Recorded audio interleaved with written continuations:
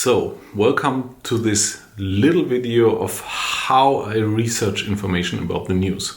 So we all watch the news, and there's a lot of diverse media available where we can get information. And while it's great that we get a diversity of information from the internet, I still rely on these established media outlets where I know how the biases are and what problems we can have with them.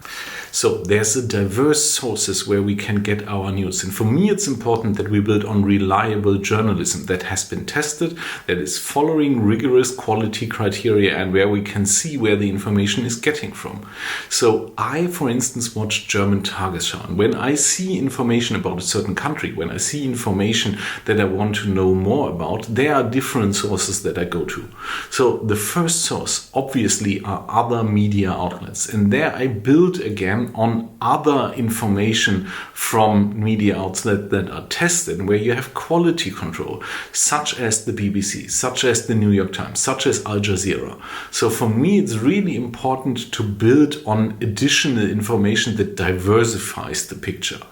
The next step that I usually do, that for me is a really important one then, is that I check primary information. So for instance, I can go to World Bank data, or I can go to other sources that give me a little bit of a bigger picture. Of course, this data can be criticized, but for me, it's still important to work my own way through the data and to understand the context a little bit better.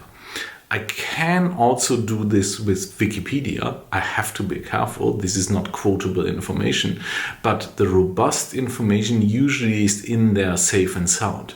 And at least you get again an idea of the general picture, such as historic information about a country. There, Wikipedia would be my first choice, actually. But if I want to go deeper, I have to go into two directions, at least for myself. The first is I go into the scientific literature. You often get more information about the specific challenge or context of a country or regional setting through scientific papers. So I have to be able to go into Scholar Google, into Scopus and other scientific databases, and look into scientific publications to better understand what the context of the respective area is. The second way is what I can do is I can go deeper. I can, for instance, go to homepages from the respective country. I can go into other data sources that are focusing more deeply. Or what I often like as an information source is to actually speak with people from the country and to try to find someone who has really personal experience and to see whether they can show me their perception of the whole dynamic.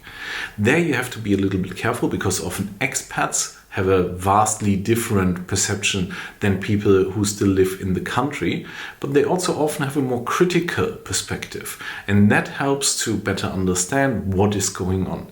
So I need to juggle between these different sources. I need to maybe take Wikipedia, I need to take other media outlets, but I also need to learn to go deeper, both into science and also people who know about the regional context. And that for me is a really important source of diverse informations where I try to form my own picture and try to gain a deeper understanding of what I actually saw in the news and where this is coming from and how it might continue. Many thanks for your attention.